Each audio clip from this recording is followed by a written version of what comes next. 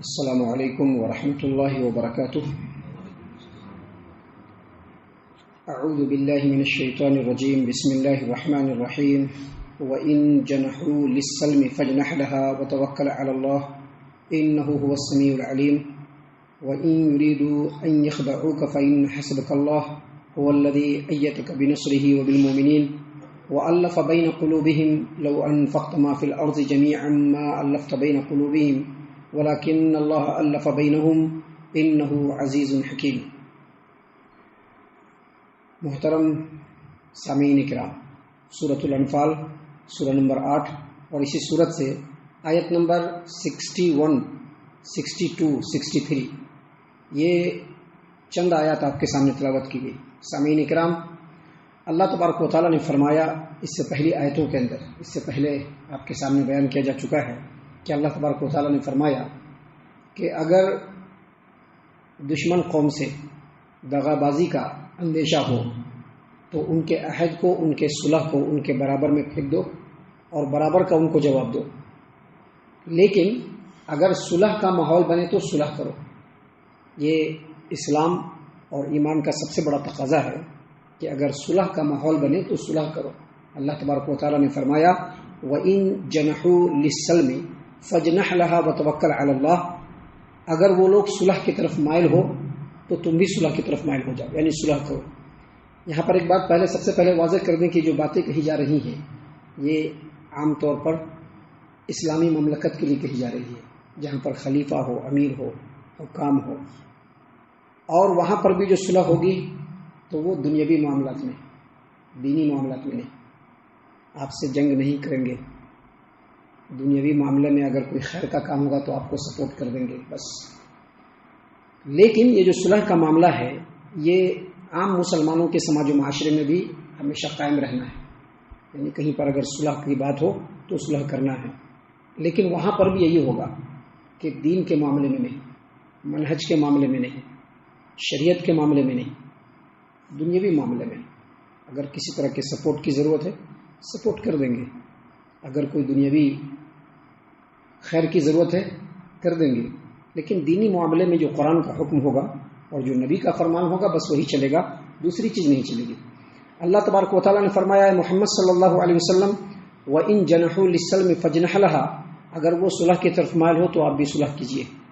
یہی وجہ ہے کہ پیارے رسول صلی اللہ علیہ وسلم حدیبیہ کے سال میں مشرکین مکہ نے نبی صلی اللہ علیہ وسلم کے سامنے یہ پرپوزل رکھا کہ ہم لوگ 9 سال تک جنگ نہیں کریں گے، اور اس صلح کے سامنے انہوں نے کئی شرائط جو ایسے تھے جو ماننے کے لائق نہیں تھے انہوں نے رکھ دیے۔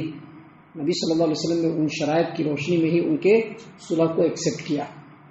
اللہ کے رسول صلی اللہ علیہ وسلم کی حدیث ہے، مسند احمد کی روایت ہے، امام عبداللہ بن امام احمد وہ علی رضی اللہ عنہ کی روایت بیان کرتے ہیں کہ نبی صلی اللہ علیہ وسلم نے فرمایا کہ بے شک عن قریب میرے بعد ایسے زمانے آئیں گے جس میں بہت زیادہ اختلاف ہوگا، بہت ساری باتیں ہوں گی، ایسے وقت میں اگر صلح کی کوشش کر سکو تو صلح کرو۔ اللہ تبارک و تعالیٰ نے یہی بات بیان فرمایا، کہا وَإِن جَنَحُوا لِلسَّلْمِ فَاجْنَحْ لَهَا، اگر وہ لوگ صلح کی طرف مائل ہوں تو آپ بھی صلح کی طرف مائل ہو جائیے۔ وَتَوَكَّلْ عَلَى اللَّهِ، اور اللہ پر بھروسہ کیجیے۔ إِنَّهُ هُوَ السَّمِيعُ الْعَلِيمُ، بے شک وہ سننے والا اور جاننے والا دونوں ہے۔ ہم لوگ سننے والے بھی نہیں اور جاننے والے بھی نہیں۔ کہاں پر کیا ہو رہا ہے، کس نیت سے ہو رہا ہے، کیا دل کے اندر باتیں ہیں، کیا کچھ ہے، یہ ہم لوگ نہیں جانتے، لیکن اللہ تبارک و تعالیٰ سننے والا بھی ہے اور جاننے والا بھی ہے۔ محترم سامعین کرام، آگے اللہ تبارک و تعالیٰ نے مزید مسلمانوں کو مخاطب کرتے ہوئے، نبی صلی اللہ علیہ وسلم کو مخاطب کرتے ہوئے فرمایا وَإِن يُرِيدُوا أَن يَخْدَعُوكَ۔ اب بہت سارے چالاک قسم کے جو ہے قوم ہوتے ہیں جو صلح کرتے ہیں کہ صلح کر لیں گے تو ابھی لڑائی رک جائے گی، اس درمیان میں ہم اپنے آپ کو خوب مضبوط کر لیں گے اور پھر ایک ہی بار میں جا کر کے حملہ کر دیں گے۔ اللہ تبارک و تعالیٰ نے اس چیز کے بارے میں بتلا دیا، کیا کہا وَإِن يُرِيدُوا أَن يَخْدَعُوكَ، اگر وہ آپ کو دھوکہ دینے کی غرض سے صلح کریں، اگر وہ یہ چاہت رکھ رہے ہیں کہ ہاں صلح کر لیں گے اور بعد میں آپ کو دھوکہ دیں گے، اپنی قوت کو اکٹھا کر لیں گے، خوب مضبوط بن جائیں گے، یہاں سے وہاں سے ہر جگہ سے فورس منگوا لیں گے اور بعد میں جا کر کے حملہ کر دیں گے مسلمانوں پر، تو اللہ تبارک و تعالیٰ نے فرمایا فَإِنَّ حَسْبَكَ اللَّهُ، اللہ آپ کے لیے کافی ہے۔ سامعین کرام، یہاں پر یہ جو آیتیں ہیں اس میں بہت باریکیاں ہیں جس کو سمجھنے کی ضرورت ہے، لیکن سمجھنے کے لیے سب سے پہلے ہم لوگوں کو خود ہوش پوش والا ہونا چاہیے۔ ابھی ہم لوگ ہی ہوش میں نہیں ہیں تو ہم لوگ کیا سمجھیں گے ان باتوں کو؟ تو یہاں پر سمجھنے کی بات یہ ہے سب سے زیادہ کہ ایک مسلمان کے لیے ہر حال میں اللہ کافی ہے، بس باقی کسی کی اس کو ضرورت نہیں ہے۔ ابھی اس کو بھی سمجھنے کے لیے ہوش کی ضرورت ہے۔ ہم نے پہلے کہا کہ ابھی ہم لوگ ہی خود بے ہوش ہیں، ہم لوگ خود ہی بے ہوش ہیں، تو ہم لوگ کیا سمجھیں گے یہ سب باریکیوں کو؟ اس کو سمجھنے کے لیے ایک سچے مسلمان ہونے کی ضرورت ہے، ایک پکا مسلمان ہونے کی ضرورت ہے، وہ مومن ہونے کی ضرورت ہے جس مومن کے اندر فراست ہوتی ہے، وہ مومن ہونے کی ضرورت ہے جس مومن کے سامنے اللہ کا حکم ہی سب کچھ ہوتا ہے، اللہ کے رسول کی اطاعت ہی سب کچھ ہوتی ہے۔ ایسے مومن کی ضرورت ہے ان باتوں کو سمجھنے کے لیے۔ اللہ تبارک و تعالیٰ نے فرمایا کہ محمد صلی اللہ علیہ وسلم اگر وہ لوگ آپ کو دھوکہ دینے کی غرض سے صلح کریں تو آپ کو بالکل ڈرنے کی ضرورت نہیں ہے، بس اللہ آپ کے لیے کافی ہے، آپ کو کسی دوسرے کی کوئی ضرورت نہیں۔ اور آگے مزید فرمایا هو الذی ایدک بنصرہ وبالمؤمنین، اور وہی وہ اللہ تبارک و تعالیٰ ہے جس نے آپ کا سپورٹ کیا اپنی مدد کے ذریعے سے بھی اور مومنوں کی جمعیت کے ذریعے سے بھی۔ یہ کس کو کہا جا رہا ہے؟ اللہ کے رسول صلی اللہ علیہ وسلم کو کہا جا رہا ہے کہ اللہ نے جو آپ کا سپورٹ کیا ہے اپنی مدد سے بھی اور مومنوں کی جمعیت سے بھی اللہ نے آپ کو سپورٹ کیا۔ اس سے یہ پتہ چلا کہ اللہ تبارک و تعالیٰ کی نظر میں ایمان والوں کی جو قوت ہے وہ اس کی جمعیت ہے، لیکن جمعیت بھی کن کی ہونی چاہیے؟ ایمان والوں کی۔ اگر ایمان والوں کی جمعیت ہے یقیناً اس پر اللہ تبارک و تعالیٰ کا ہاتھ ہے۔ اگر ایمان والوں کی جمعیت نہیں ہے اور لوگوں نے بڑے بڑی بھیڑ اکٹھے کر کے رکھے ہیں، وہ جمعیت نہیں کہلاتی ہے۔ جمعیت صرف وہی کہلائے گی جو ایمان والوں کی جمعیت ہوگی، چاہے ان کی تعداد کم سے کم کیوں نہ ہو۔ سیدنا ابراہیم علیہ الصلوۃ والسلام ایک اکیلے ایمان والے، لیکن اللہ تبارک و تعالیٰ نے ان کو امت سے تعبیر کیا۔ یہ سب چیزیں بہت زیادہ سمجھنے کی ضرورت ہے، لیکن اس کے لیے مومنوں والا ہوش چاہیے، ہم لوگ جیسے آدمی نہیں، جن کو کہہ سکتے ہیں ادگدرا، ادھر بھی ہے اور ادھر بھی ہے، ہر کام میں لگے ہوئے ہیں۔ ایسے ایمان والوں کی سچے مومن کی ضرورت ہے جو ان چیزوں کو سمجھنا چاہتا ہے، وہ اس کے اوپر تدبر کرے، اس کے پیچھے وقت لگائے، اس کو سمجھنے کی کوشش کرے، تبھی جا کے سمجھ پائیں گے۔ محترم سامعین کرام، اللہ تبارک و تعالیٰ نے فرمایا وہی وہ اللہ ہے اے محمد صلی اللہ علیہ وسلم جس نے آپ کا سپورٹ کیا اپنی مدد کے ذریعے سے، وبالمؤمنین، اور مومنوں کی جمعیت کی قوت سے۔ آگے مزید فرمایا وَأَلَّفَ بَيْنَ قُلُوبِهِمْ، اور وہی وہ اللہ تبارک و تعالیٰ ہے جس نے ایمان والوں کے درمیان محبت کو پیدا کیا۔ یہ باتیں جو ہیں اصل میں صحابہ کرام کے بارے میں کہی جا رہی ہیں، لیکن یہ باتیں صرف صحابہ کرام کے بارے میں نہیں، صحابہ کرام کے بعد کے زمانوں پر بھی ہے۔ اللہ تبارک و تعالیٰ نے مزید آگے فرمایا لو انفقت ما فی الارض جمیعا ما الفت بین قلوبہم، یہ محمد صلی اللہ علیہ وسلم کو کہا جا رہا ہے۔ ہمارے اور آپ کے جیسے عام لوگ تو اس کو چھو بھی نہیں سکتے ہیں۔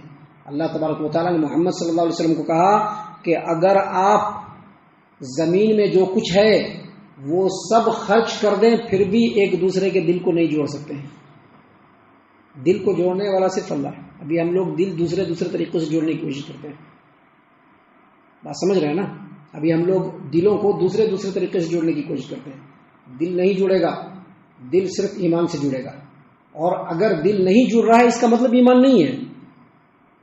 اللہ تبارک و تعالیٰ نے کہا کہ ہم نے مومنوں کے دلوں میں محبت پیدا کر دی، مومنوں کے دلوں میں محبت پیدا کر دی، اور اے محمد صلی اللہ علیہ وسلم آپ اگر زمین کی تمام چیزوں کو خرچ کر دیں پھر بھی محبت پیدا نہیں ہوگی۔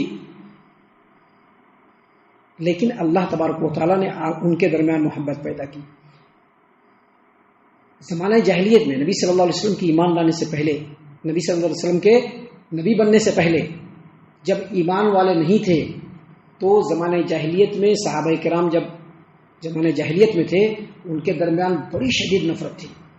خاص طور سے مدینے کے انصار ہیں، وہاں پر اوس اور خزرج، یہ دو قبیلے، ان دونوں قبیلوں کے درمیان ایک زمانے سے لڑائی چلی آتی تھی، اور ایسے پریشانی پیدا ہوتے تھے، ایسی پریشانیاں کہ کبھی بھی ان کے درمیان صلح نہیں ہو پاتی تھی۔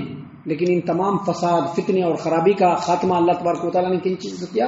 نور ایمان کے ذریعے سے کیا، نور ایمان کے ذریعے سے۔ اللہ تعالیٰ نے قرآن کریم میں بے شمار مقامات پہ ان باتوں کو واضح کیا ہے کہ اللہ تبارک و تعالیٰ نے ان لوگوں کو، جب یہ لوگ جہنم کے کنارے پر تھے، اللہ نے ان کو جہنم کے کنارے سے بچا لیا.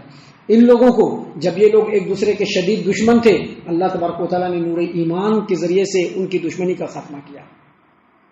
اب یہاں پر سمجھنے کی کیا چیز ہے کہ ایمان ہی ایسی دولت ہے جو ایمان والوں کو ایک دوسرے سے جوڑ سکتا ہے. ایمان ہی ایسی دولت ہے جو ہماری جمعیت کو مجتمع اور متفق کر سکتا ہے. ابھی اس کو سبھی کو، ہم کو بھی، آپ کو بھی، ان کو بھی سبھی کو اپنے دل میں پیدا کرنے کی ضرورت ہے. تبھی جا کر کے ایک مستقل جمعیت بنے گی. اللہ نے فرمایا لو انفقت ما فی الارض جميعا ما الفت بین قلوبہم. اے محمد صلی اللہ علیہ وسلم، اگر آپ زمین کی تمام چیزوں کو خرچ کر دیں پھر بھی لوگوں کے دلوں کو جوڑ نہیں سکتے ہیں. ولکن اللہ الف بینہم، لیکن اللہ تبارک و تعالیٰ ان کے درمیان محبت پیدا کر دیا، یہ صحابہ کرام کے درمیان. تو اس کے بعد اللہ تبارک و تعالیٰ نے فرمایا انہ عزیز حکیم، بے شک اللہ تبارک و تعالیٰ غالب ہے اور حکمت والا ہے.